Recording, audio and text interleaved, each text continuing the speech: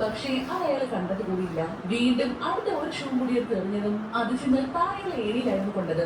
ശബ്ദം കേട്ട് അയാൾ ഏരിയുടെ അടുത്തേക്ക് വന്ന് ഷൂ ഒക്കെ എടുത്ത് നോക്കുന്നുണ്ട്. ബെക്കിയും ഹണ്ടറും അവിടെ കിടന്ന് വലിയ വായിൽ വിളിച്ചു പോവുകയാണ്. ആര് കേൾക്കാൻ? ഷൂവിനകത്തൊന്നും ഇല്ലാത്തത് കൊണ്ട് തന്നെ അതവിടെ കളഞ്ഞിട്ട് അയാൾ തന്റെ പട്ടിയും കൊണ്ട് തിരികെ പോകുന്നു. അത് കണ്ട ബെക്കി പെട്ടെന്ന് അവിടെയുള്ള ഫ്ലൈവ് എടുത്ത് പൊട്ടിക്കാൻ നോക്കുന്നു. വേണ്ട, പൊട്ടിക്കല്ലേ. അയാൾ ഇപ്പോൾ നോക്കുന്നില്ല. അപ്പോഴാണ് ദൂരെ ഒരു വണ്ടി കിടക്കുന്നവർ കാണുന്നത്. അതിന്റെ മുന്നിലായിട്ട് ഒരാൾ നിൽക്കുന്നുണ്ട്. ഇപ്പോൾ ഇവിടുന്ന് പോയ ആളും ആ വണ്ടിക്കടുത്തേക്കാണ് പോകുന്നത്. ഫ്ലൈവ് രാത്രി പൊട്ടിച്ചാൽ മതി, ഇനി 1 മണിക്കൂർ കൂടി. എന്തായാലും അതിനുള്ളിൽ അവരോട്ട് പോകില്ല. അങ്ങനെ കാത്തിരുന്ന് രാത്രിയായി. അവർ പോകാൻ പോവാണെന്ന് തോന്നുന്നു. എത്രയും പെട്ടെന്ന് ഫ്ലൈവ് പൊട്ടിക്കണം. അങ്ങനെ വെപ്രാളപ്പെട്ട് രണ്ടുപേരും കൂടി ഫ്ലൈവ് പൊട്ടിക്കാൻ നോക്കുകയാണ്. പക്ഷേ എത്ര ശ്രമിച്ചിട്ടും ആ പട്ടാരം പൊട്ടുന്നില്ല.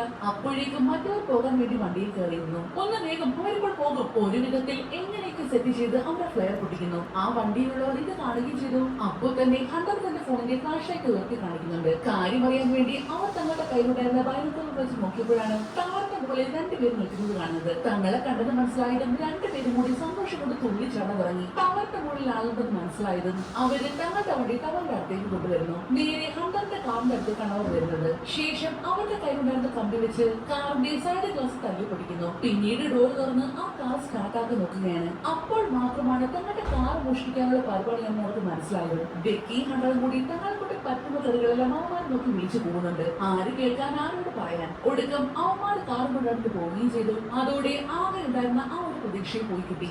ഈ രാത്രി മുഴുവനും ഇനി അവർക്ക് അതിന്റെ മുകളിൽ തന്നെ കഴിച്ചു കിട്ടണം. ഉറക്കത്തിന്റെ ഇടയ്ക്ക് ഹണ്ടർ താഴെ വിടാനായിട്ട് പോയതും പെട്ടെന്ന് ബെക്കി കയറി പിടിച്ചുകൊണ്ട് അവർ രക്ഷപ്പെട്ടു. അതോടെ ഉറങ്ങിയാൽ പണിയാണെന്ന് രണ്ടുപേർക്ക് മനസ്സിലായി. അത് കാരണം ഉറങ്ങാതെ പഴയ കാര്യങ്ങളൊക്കെ സംസാരിച്ച് അവർ എങ്ങനെയൊക്കെയോ നേരെ വിളിപ്പിച്ചെടുക്കുന്നു. തങ്ങളെ രക്ഷിക്കാൻ ആരെങ്കിലും വരുമെന്ന് ഒരു പ്രതീക്ഷ അവർക്കുണ്ടായിരുന്നില്ല. വെയിൽ കൊണ്ട് വെള്ളം കുടിക്കാതെ രണ്ടുപേരും ഒരു പരുവായിട്ടുണ്ടായിരുന്നു. ഇന്നലെ ഫോൺ താഴെ കിട്ടപ്പോൾ അത് പൊട്ടിപ്പോയിട്ടുണ്ടാവുന്ന എനിക്ക് തോന്നുന്നത്. അല്ലെങ്കിൽ ഇത്രയും നേരമായിട്ടും ആരെങ്കിലും നമ്മൾ അന്വേഷിച്ചു വരണ്ടേ? നമുക്ക് നിന്റെ ഫോൺ കൂടി താഴെ കിട്ടാലോ? വേണ്ട, ആകെയുള്ള ഒരു പ്രതീക്ഷയാണ്. അതും കൂടി പോയാൽ തീർന്നു. താഴെ ബാഗ് കിട്ടിയിരുന്നെങ്കിൽ അതിലെ ഡ്രോൺ വെച്ച് നമുക്ക് നേരത്തെ താമസിച്ച ഹോട്ടലിൽ വിവരം എടുക്കായിരുന്നു. ഞാൻ ചെന്നത് എടുത്താലോ? എങ്ങനെ എടുക്കാനാ? ചവിട്ടി നിൽക്കുമ്പോൾ ഇവിടെ ഗ്യാപ്പില്ല. ഈ കയറിന്റെ നീളം വെച്ച് നമുക്ക് ബാഗ് വരെ തൂങ്ങിയിറങ്ങാൻ പറ്റും. അത് ശരിയാകും. വേറെ വഴിയില്ല ബെക്കി. കുറച്ചു നേരം കൂടി കഴിഞ്ഞാൽ നമുക്ക് ശക്തി പോലും കാണില്ല. അങ്ങനെ ആ കയറോടെ കെട്ടി അതിൽ പിടിച്ച് ഹണ്ടർ പതിയെ താഴെ കറങ്ങുകയാണ്. ഏരിയുടെ അറ്റത്തെത്തിയതും പെട്ടെന്ന് അവൾ കൈ സ്ലിപ്പായി വീഴുന്നു. എങ്കിലും ഒരു വിധത്തിൽ കയർ പിടിച്ചു ബാധി. വേദന കാരണം പകുതി എത്തിയപ്പോൾ തന്നെ അവൾ തളർന്നു പോയിരുന്നു.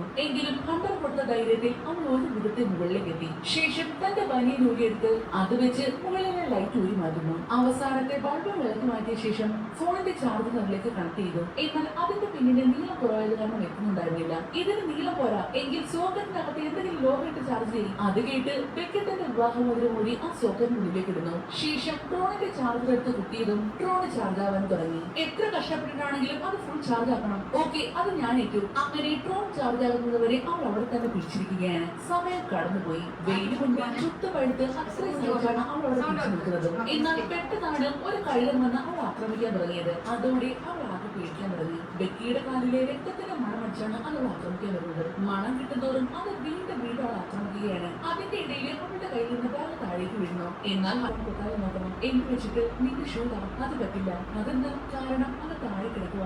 ആര് പറഞ്ഞു? നിന്റെ കാലിലുണ്ടല്ലോ. ഉണ്ട്, പക്ഷെ ഞാൻ താഴെയല്ലേ. നീ അത് കാണണോ? അന്നേരമാണ് ഹണ്ടറിന്റെ മുഖമായ ശരിക്കും കാണുന്നത്. നേരത്തെ കയറിൽ നിന്ന് പിടിവിട്ടപ്പോൾ ഞാൻ താഴേക്ക് വീണ് മരിച്ചിരുന്നു. മരിച്ചു കിടക്കുന്ന എന്നെ കണ്ടതല്ലേ? ഒരിക്കലും നിനക്കിനെ രക്ഷിക്കാൻ പറ്റുമായിരുന്നില്ല. അത് കേട്ട് പേടിയോട് ബെക്കി താഴേക്ക് നോക്കിയപ്പോഴാണ് ഡിഷിന്റെ മുകളിൽ മരിച്ചു കിടക്കുന്ന ഹണ്ടറെ കാണുന്നത്. അവളുടെ ശരീരം കഴുകന്മാർ കുത്തി വരികയായിരുന്നു. അന്നേരമാണ് താൻ നേരത്തെ ബാഗ് മാത്രമാണ് മുകളിലേക്ക് വലിച്ചെടുക്കുന്നത് ഓർമ്മ വരുന്നത്. ഇവിടെ തനിച്ചാണെന്ന സത്യം അംഗീകരിക്കാൻ നിനക്ക് പേടിയായിരുന്നു. അതുകൊണ്ട് നിന്റെ മനസ്സുണ്ടാക്കിയ ഒരു മുഖ്യ മാത്രമാണ് ഞാൻ. സത്യങ്ങളെല്ലാം മനസ്സിലായതും ബെക്കി അവിടെ നിന്ന് കുട്ടിക്കരയാൻ തുടങ്ങി. രാത്രി ആയതും അവൾക്ക് നല്ല പേടിയാണെന്നു. ഇപ്പൊ താൻ ഒറ്റയ്ക്കല്ലേ? ഇതേ സമയം മറ്റൊരിടത്ത് ബെക്കിയുടെ ഡാഡി അവൾ കോണ്ടാക്ട് ചെയ്ത് ശ്രമിച്ചുകൊണ്ടേയിരിക്കുകയാണ്. എത്രയൊക്കെ ശ്രമിച്ചിട്ടും അവൾ കണക്ട് ആവുകയില്ല. ഇതേ സമയം ബെക്കിയും അവളുടെ ഡാഡിക്ക് വേണ്ടി ഒരു വീഡിയോ റെക്കോർഡ് ചെയ്യുകയായിരുന്നു. ഞാൻ വീണ്ടും തോറ്റുപോയി. എനിക്ക് ഇനിയും ജീവിക്കണം, വീട്ടിൽ പോകണം. പക്ഷേ ഇനി അതിന് പറ്റില്ല. എല്ലാ കാര്യത്തിനും ഡാഡി ആയിരുന്നു ശരി. Sorry daddy. അങ്ങനെ പിറ്റേന്ന് നേരം എടുത്തു. ആ നേരമായപ്പോഴേക്കും ബെക്കിക്ക് ബോധം ഉണ്ടായിരുന്നില്ല.